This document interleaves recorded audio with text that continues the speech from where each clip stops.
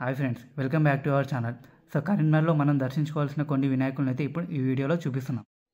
ముందుగా మనం కోతిరాంపూర్ మహాగణపతి. ఈ రూపం వచ్చేసి మనకి వెంకటేశ్వర రూపంలో దర్శనం ఇస్తుంది. సో మనం నెక్స్ట్ వెళ్ళేది గణేష్ నగర్లోని మహాగణపతి.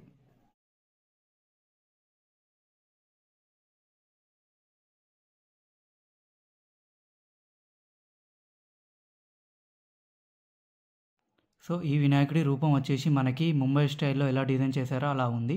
అలాగే వెనుక అమ్మవారిలో ఉన్న రూపం కూడా ఉంది.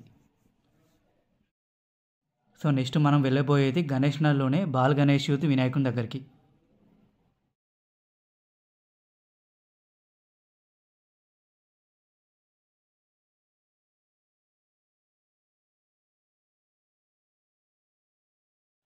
సో మనకి నెక్స్ట్ వినాయకుడు వచ్చేసి పాత బజార్లో ఉన్న గోల్డెన్ యూత్ వినాయకుడు.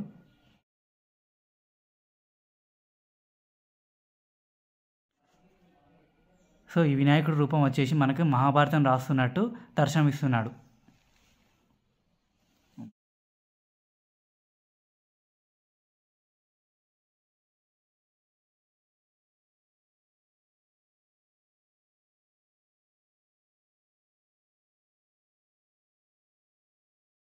సో నెక్స్ట్ వచ్చేసి మనము శాస్త్రి రోడ్లో ఉన్న మహాగణపతికి అయితే వచ్చేసాము. సో ఇక్కడ డెకరేషన్ కూడా చాలా బాగుంది. అలాగే ఇక్కడ వినాయకుడు మనకి కళ్ళు మూస్తూ తెరుస్తూ ఉన్నట్టు కనిపిస్తుంది. అలాగే వినాయకుడి పైన మనకి నీలకంఠ స్వామి రూపంలో ఉన్న శివుని రూపం అయితే మనకు కనిపిస్తుంది. సో నెక్స్ట్ అయితే మనం టవర్సల్కి అయితే వచ్చేసాము. సో ఇక్కడ మండపం అయితే చాలా బాగా అలంకరిస్తారు. సో అలాగే వినాయకుడి రూపం కూడా మనకి వెంకటేశ్వర రూపంలో ఉన్న వినాయకుడు అయితే ఇక్కడ మనకు దర్శనం ఇస్తున్నాడు. సో కోటి దీపాలతో వెలుగుతున్న మనం గంజికి అయితే ఇప్పుడు వచ్చేసాము.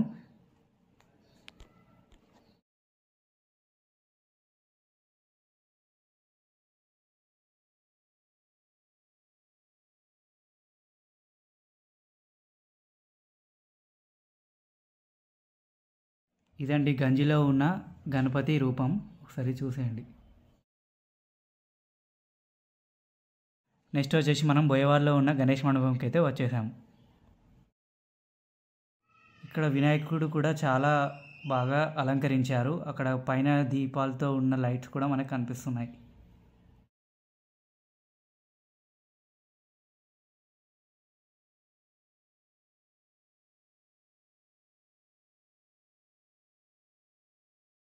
నెక్స్ట్ వచ్చేసి మనము ఛాలెంజ్ యూత్ గణపతికి అయితే వచ్చేసాము.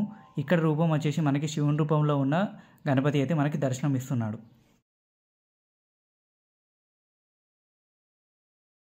నెక్స్ట్ వచ్చేసి మనం రామ్నగర్కి అయితే వచ్చేసాము. సో ఇక్కడ మనకి 30 అడుగుల మట్టి వినాయకుడు దర్శనం ఇస్తున్నాడు.